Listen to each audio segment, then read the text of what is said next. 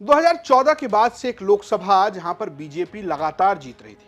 अपना दल के सहयोगी के तौर पर टिकट मिलता था और अपना दल वहां से जीत रही थी। इलाका रॉबर्ट्सगंज। लेकिन रॉबर्ट्सगंज विधानसभा में क्या होगा, यह भी एक सवाल है, क्योंकि इस सीट पर टक्कर खूब चलती है। आज यूपी किसका में बात करेंगे रॉबर्ट्सगंज सीट की। रॉबर्ट्सगंज सीट ऐसी सीट है जो बीजेपी के लिए एक तरीके से 17 के बाद से गढ़ के तौर पर उभरी है। जीतते रहे, लेकिन पिछली बार जो जीत का मार्जिन था वो बहुत कम था। वो सिर्फ 5600 वोटों की मार्जिन से जीतकर भूपेश चौबे जो हैं वो यहां से विधायक बने। हमने उनसे बात की। उनका कहना है कि दुख सुख में रहते हैं।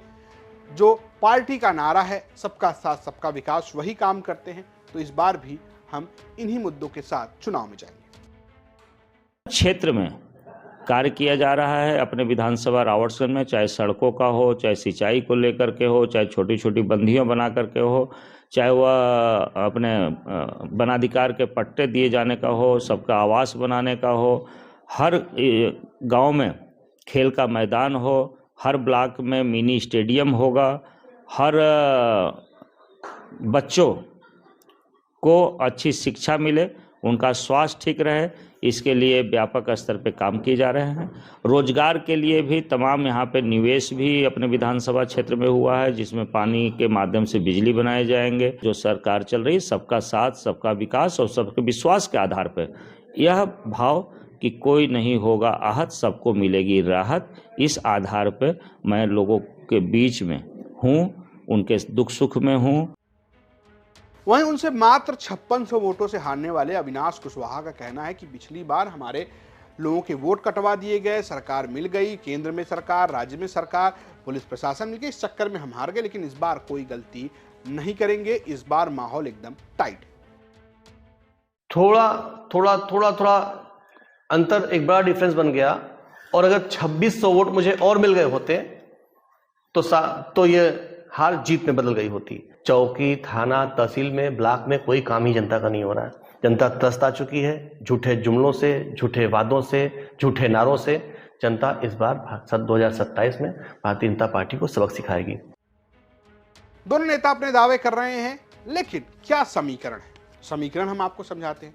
इस सीट पर मिक्स आबादी आपको नजर आएगी, खासकर आदिवासी वोटर बहुत अहम भूमिका में नजर आते हैं। इस सीट पर कुल वोटर्स की संख्या 3,57,000 है, जिसमें एक अनुमान के मुताबिक सबसे ज्यादा संख्या ब्राह्मणों की है जो 50,000 है। फिर आती है बारी दलितों की जो करीब 45,000 है, वैश्य 45,000 है, खरवार और गोंड जो है वो 30,000 करीब हैं, कुर्मी 20,000 हैं, कुशवाहा 20,000 है, मुस्लिम 20,000 है, कोल जो है कोल भील वो लगभग 15,000 हैं, छत्री 15,000 हैं, यादव 12,000 हैं, 10,000 करीब जो है चेरो समुदाय के लोग हैं। यहाँ पर समीकरण जो है वो आदिवासी सेंटिमेंट पर और बीजेपी के वोटर कितना उनके पक्ष में एकजुट होते हैं इस पर निर्भर करता है। और हमने स्थानीय पत्रकारों से पूछा कि क्या ऐसा बन रहा है माहौल, तो उनका कहना है कि यूजीसी बड़ा मुद्दा है। एक तरफा चुनाव नहीं होने जा रहा है। पहले योगी मोदी का मैजिक चलता था, चुनाव में देखा गया है पिछले चुनाव में, लेकिन इस बार स्थितियां एकदम विपरीत दिखाई दे रही हैं और यूजीसी ने भाजपा की राह में कांटा बिछा दिया है। चुनावों के मुकाबले जो पिछली जो स्थिति थी उससे एकदम उलट है। जो अब तक का चुनाव था एक ध्रुवीकरण बड़ा मुद्दा होता था और उसमें मोदी योगी मैजिक की बड़ी भूमिका होती थी। लेकिन इस बार यूजीसी का जो मामला आया है उसने बहुत अजीब पेशोपेश की स्थिति पैदा कर दी है सत्ता पक्ष के सामने। सत्ता पक्ष जो 100% वोटिंग करता था बीजेपी को, इस बार बहुत नाराज है। और बैकवर्ड और जो SC/ST कास्ट के वोटर हैं वो उन पे ऑलरेडी सारे लोग डोरा डाल रहे हैं। तो भाजपा के लिए इस बार राह नहीं आसान रहने वाली है। तो यूजीसी ने क्या खेल खराब किया है? जिस सीट पर पिछली बार मार्जिन कम था, क्या यूजीसी से उसकी वजह से यहां नुकसान हो जाएगा बीजेपी को?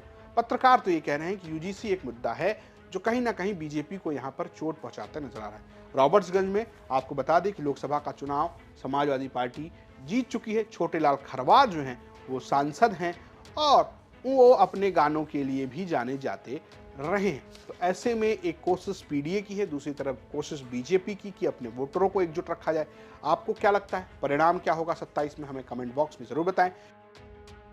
ईश्वर भाई रॉबर्ट्सगंज से हमारे सहयोगी विधु मिश्रा ने। देखते रहिए यूपी तक। नमस्कार।